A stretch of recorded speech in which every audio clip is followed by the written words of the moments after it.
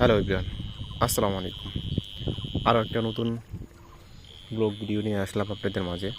তো আপনারা দেখতেই পাচ্ছেন যে আমাদের বাড়ির পিছনে নদীর কী অবস্থা, খুবই ভয়ঙ্কর রূপ ধারণ করছে। কারণ দেখেন কীভাবে ভাঙতেছে। এখনও স্রোত কিন্তু এখনও শুরু হয় নাই। দেখেন বৃষ্টির পানিতে প্লাস পানি আস্তে আস্তে বাড়ার কারণে এই নদীর ঢেউয়ের কারণে কি পরিমাণ জায়গা ভেঙে গেছে। দেখেন কি অবস্থা। আমি আরও একটু ঝুম করে আপনাদের দেখাচ্ছি। দেখেন কি অবস্থা, দেখেন খুবই ভয়াবহ দৃশ্য। এরকম অবস্থা যদি চলতে থাকে তো হয়তো বা এই যে আমার আশেপাশে যে বাড়িঘরগুলো আছে এগুলো হয়তো বা একটাও থাকবে না। দেখেন এই যে কত গাছে বাড়িঘর, এগুলো কিন্তু এত কাছে ছিল না। এগুলো এই যে আমি যেখানে এই যে ভিডিওটার এখন করছি এই পর্যন্ত ছিল চাষি জমি। তো গত বছর এই জমি ভেঙে গেছে। দেখেন কি পরিমাণ জায়গা ভাঙছে, যা খুবই ভয়াবহ অবস্থা। দেখেন আশেপাশে যে কোম্পানিগুলো কাজ করতেছিল তারা হিউজ পরিমাণে দুর্নীতি করছে। আমাদের এখানে দুর্নীতি করার কারণে তারা ঠিকমতো কাজ করে নাই। জিও ব্যাগ ফেলানোর কথা ছিল, জিও ব্যাগ ফেলা নাই, যার কারণে আমাদের এই পরিস্থিতি সৃষ্টি হয়েছে। কারণ তারা বালি প্লাস পাথর এগুলো আপনার ডেজার্ট দিয়ে নামাইছে, পানি নামাইছে, যার কারণে ভাঙনে আরও বেশি ভাঙন সৃষ্টি হয়েছে। তারা জিও ব্যাগ না ফেলায় এভাবে এই অবস্থা কাজ করার কারণে আমাদের এই অবস্থা।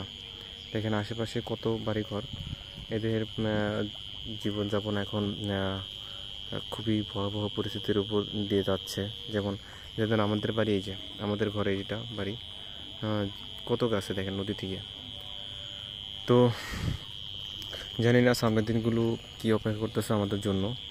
কারণ সামনে দেখবেন নদীর স্রোত অনেক বেড়ে যাবে, যার স্বরূপ আমাদের দেশের অবস্থা সামনে কী হবে সেটা আমরা জানি না।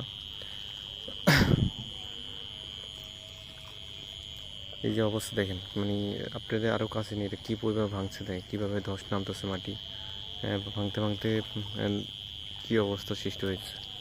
এভাবে যদি ভাঙতে থাকে আমাদের সামনে কী হবে সেটা একমাত্র আল্লাহই ভালো জানে। দেখেন এক সময় আমাদের এই যে নদী দেখতেছেন এটা কিন্তু পুরোটাই গ্রাম ছিল। আমাদের ওই পারে যেই চর দেখতেছেন ওইটা কিন্তু ওই জায়গায় একসময় আমাদের বাড়িঘর বা গ্রাম ছিল। এরপরে দেখেন এই যে পাশে আমাদের এই পাশে পদ্মা সেতু, এই পদ্মা সেতু হওয়ার আমরা সাথে সাথে আমরা চিন্তা ভাবনা করছিলাম আমরা হয়তো বা স্থায়ী বেরিবাদের কাছে কাজ হবে আমাদের এই এলাকায়, কিন্তু সেই তুলনায় আমাদের এলাকায় কিছুই হয় নাই। সেটা আপনাদের ভালোভাবে দেখাচ্ছি। দেখেন আমাদের জেলাটা অবহেলিত রয়ে গেছে এই 17-18 বছর। কারণ এইটা শরীয়তপুর মধ্যে পড়ছে, শরীয়তপুর জাজিরা থানা। এই আমাদের জেলার ভিতরে পদ্মা সেতু হয়েছে, আমাদের একটা রাস্তা না পাইলাম আমরা বেরিবাদ না পেলাম কিছু, সব কিছুই আমাদের সাথে এক প্রকার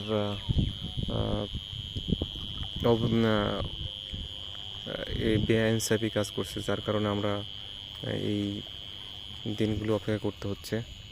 তো দেখেন এই পদ্মা সেতু কত কাছে আমাদের, কিন্তু সেই তুলনায় আমাদের এই এলাকায় কোনো কাজই হয়নি। এখান থেকে যদি সাথে স্থায়ী বেরিবাদ হতো তাহলে আমাদের এলাকা আরও অনেক বড় থাকতো। যেমন ধরেন এই যে আপনাদের যেভাবে দেখাচ্ছি এখানে হয়তো নদী থাকতো, কিন্তু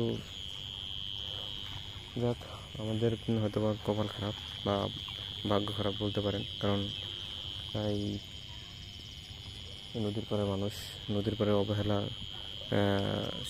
কারণে আমাদের এই অবস্থা। এখানে প্রত্যেক মানুষের হাজারি কী অবস্থা। এরপর আমি আমার আরেকটু দেখাচ্ছি। দেখেন একটু আরও দেখাচ্ছি। দেখেন গত বছর এখানে বাড়ি ছিল, দেখেন এই যে বাড়ির গাছগুলো ভাঙছে। এই বছর এখানে বাড়ি ছিল, এই এখন দেখেন ভাঙতে ভাঙতে এই জায়গাটা আমাদের ছিল, দেখেন এখনও ভাঙতেছে, ধাপারে ভাঙতেছে। এরপর দেখেন কি অবস্থা, খুবই ভয়াবহ পরিস্থিতি বিরাজ করতেছে আমাদের এই এলাকায়। দেখেন এগুলো দেখার কেউ নেই, কারণ এখানে জিও ব্যাগ ফেলানোর কথা ছিল আর আগে, কিন্তু তারা কি করে একমাত্র আল্লাহই ভালো জানে। দেখেন এখন যে অবস্থা, যে পরিস্থিতি আমাদের সৃষ্টি হয়েছে, এই যে আমাদের বাড়ি, এই যে আমার বাড়ি ঘর, এখানেও কিন্তু অনেক বাড়ি ছিল, প্রত্যেকটা বাড়ি ঘর ভেঙে গত বছর ভাঙছে। এই প্রত্যেকটা কোম্পানি কাজ নিছে 3 বছর আগে, 3 বছর হয়ে গেল, কিন্তু এদের কাজের কোনো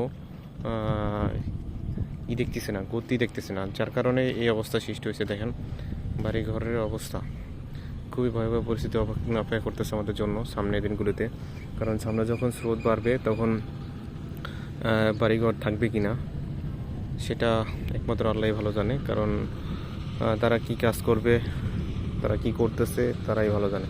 দেখেন কীভাবে মাটিগুলো ভেঙে পড়তেছে, কারণ এই ঢেউতে প্লাস এই পানি বাড়ার কারণে এই অবস্থা,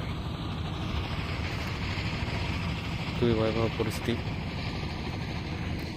নদীর অবস্থা দেখেন, আমি আপনাকে দেখাচ্ছি। দেখেন এই পান্নাগুলো কীভাবে ভাঙতেছে, দেখেন এখান থেকে শুরু হয়ে আমাদের এই এলাকা পুরোটা জায়গায় এখন খুবই ঝুঁকিপূর্ণ অবস্থায় আছে, খুবই ভয়াবহ অবস্থায় আছে। নদী যে পরিস্থিতি দেখেন, এই যে বাড়িঘর ভেঙে রাখছে, দেখেন মানে জনজীবন খুবই খারাপ অবস্থায় আছে। তো আরেকটু দেখাই, দেখেন এই যে অবস্থা, দেখেন কী অবস্থা, জুম করে দেখাচ্ছি। দেখেন এই যে আমি এখন আছি পল্টনের উপরে থেকে আমি এই ভিডিওগুলো নিচ্ছি। দেখেন আমাদের বাড়িঘর কত কাছে, নদীর কত কাছে, কারণ এই বাড়িঘর কিন্তু এত কাছে ছিল না।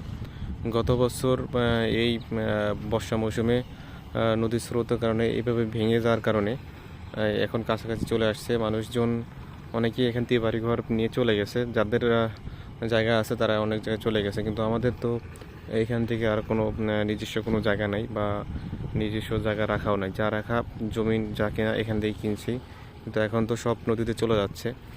তো সামনের দিনগুলো কি হবে জানি না। তো সবাই আমাদের জন্য দোয়া করবেন যেন আমাদের এই কাজগুলো দ্রুত হয়, আমাদের এলাকাটা যেন অন্তত আমাদের বাড়ি ঘর করার মতো জায়গাটাও যেন থাকে। দোয়া করবেন আমাদের জন্য, আর সবাই চেষ্টা করবেন আমার এই ভিডিওগুলো সবাই দেখার জন্য, যে আর শেয়ার করে দেওয়ার জন্য। দেখেন কি অবস্থা, আমরা অনেক খুবই খারাপ পরিস্থিতির মতো এখন বসবাস করতে হচ্ছে, কারণ যে কোনো মুহূর্তে আমাদের এই এলাকা ভেঙে যেতে পারে, কারণ যে অবস্থা সৃষ্টি হয়েছে জানি না কখন আমাদের বাড়ি ঘর ভেঙে কোথায় যেতে হয় বা কই যাব সেটারও কোনো হিসাব কিতাব নেই। তো চেষ্টা করবেন আমার জন্য দোয়া করার জন্য, দোয়া করবেন। আর যদি কারো ভিডিওগুলো ভালো লাগে সবাই একটু লাইক কমেন্ট শেয়ার করে দেওয়ার জন্য চেষ্টা করবেন। আর আপনাদের কাছে সবার কাছে অনুরোধ থাকবে আমার এই চ্যানেলটা সবাই সাবস্ক্রাইব করে দেবেন, পাশে থাকা বেল আইকনটা বাজিয়ে দেবেন, যেন আপনাদের একটা কমেন্ট আমি যেন আরও সুন্দর সুন্দর ভিডিও করার পাই, উপলব্ধ পাই। যেন আপনারা সবাই একটু চেষ্টা করবেন আমার এই চ্যানেলটা সাবস্ক্রাইব করে দেওয়ার জন্য। আপনাদের সবার কাছে অনুরোধ থাকবে যে আমার এই চ্যানেলটা সাবস্ক্রাইব করে দিবেন আর পাশে থাকা বেল আইকনটা বাজিয়ে দিবেন, আমি যেন আরও সুন্দর সুন্দর ভিডিও নিয়ে আসতে পারি। দেখেন পদ্মা সেতু কত গেছে, সেই তুলনায় আমাদের এলাকায় কিছুই হয় নাই। যদি এই পদ্মা সেতু আমাদের জেলায় হয়েছে প্লাস আমাদের থানায় হয়েছে, এরপরও আমরা কি পরিমাণ অবহেলিত দেখেন। কারণ আমার এখানে দরকার ছিল আমাদের এই একই সাথে এই বেড়িবাঁধের স্থায়ী বেড়িবাঁধের কাজ ধরা এবং কি আমাদের এই পুরোটা এলাকাটা স্থায়ী বেড়িবাঁধের আওতায় নিয়ে আসা, কিন্তু সেটা তাদের অবহেলার কারণে বা আমাদের গাফিলতির কারণে, আমাদের এমপিদের গাফিলতির কারণে এই অবস্থা। আমাদের এই এলাকার প্রত্যেকটা মানুষ এই গাফিলতির শিকার। তো সবাই চেষ্টা করবেন আমার এই চ্যানেলটা সাবস্ক্রাইব করে দেওয়ার জন্য। তো ভিডিও আর বেশি লং করবো না, সবাই ভালো থাকবেন, সুস্থ থাকবেন। আসসালামু আলাইকুম, আল্লাহ হাফিজ।